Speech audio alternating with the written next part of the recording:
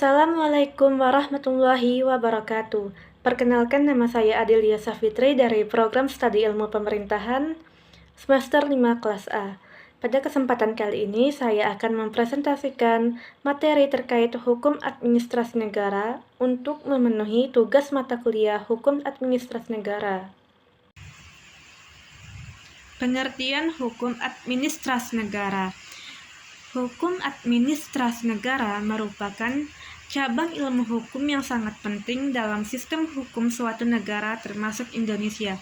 Ia mengatur segala sesuatu yang berkaitan dengan penyelenggaraan pemerintah, mulai dari pembuatan peraturan perundang-undangan, pelaksanaan kebijakan publik, hingga penyelesaian sengketa antara pemerintah dan warga negara. Kedudukan hukum administrasi negara dalam sistem hukum, pertama, sebagai bagian dari hukum publik. HAN termasuk dalam kategori hukum publik karena mengatur hubungan antara negara, dalam hal ini pemerintah dan warga negara.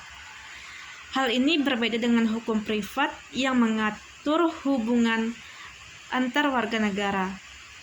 Kedua, hubungan dengan hukum tata negara.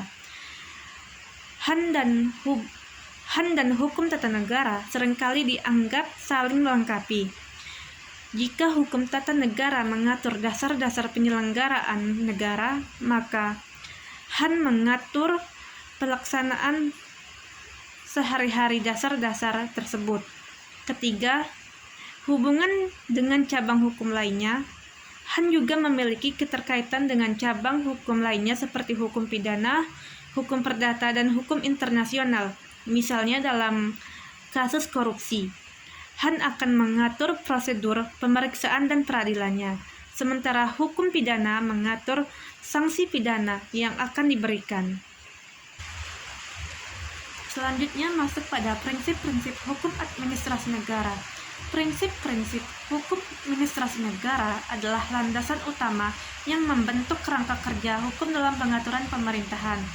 Beberapa prinsip dasar yang umum digunakan dalam hukum administrasi negara adalah: pertama, kepatuhan pada hukum dan keadilan; kedua, legalitas dan wewenang; ketiga, keterbukaan dan partisipasi publik; keempat, proporsionalitas dan keadilan proses; yang kelima, perlindungan hak asasi manusia.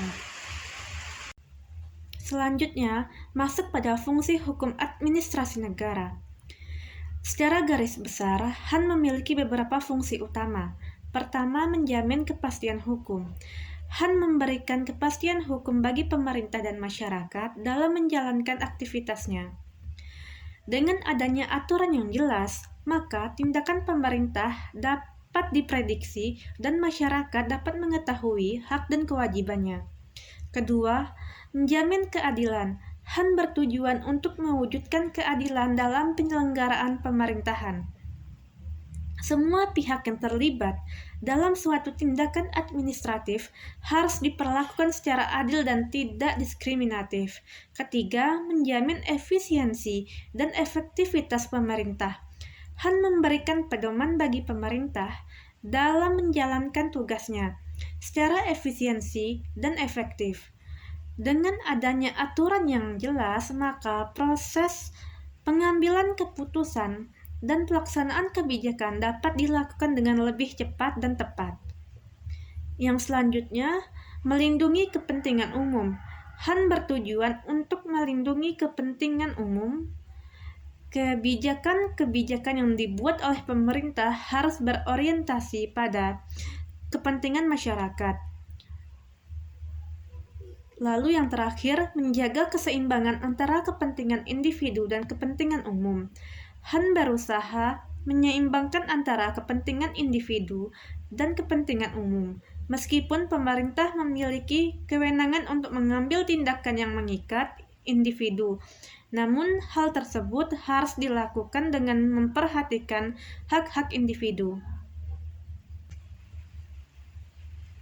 Karakteristik hukum administrasi negara.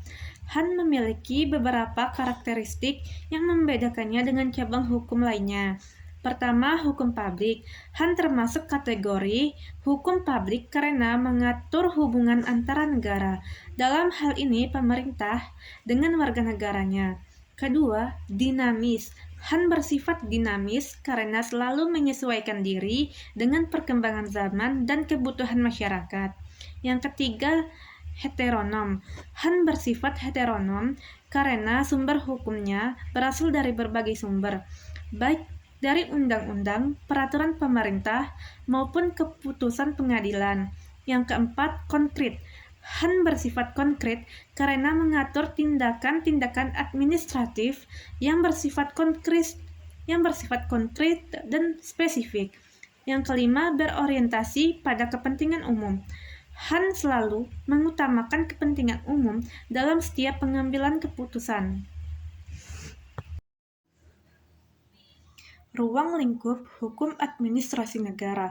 Hukum administrasi negara secara garis besar mengatur segala sesuatu yang berkaitan dengan penyelenggaraan pemerintahan.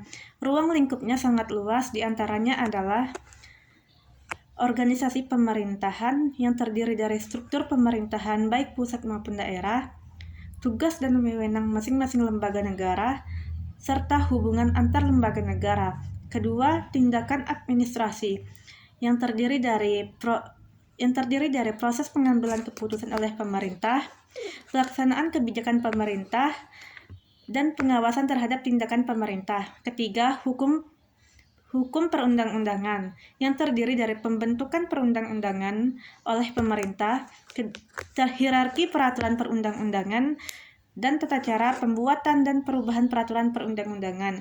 Yang keempat, sengketa administrasi, penyelesaian sengketa antara warga negara dengan pemerintah, mekanisme pengajuan gugatan, dan upaya hukum lainnya.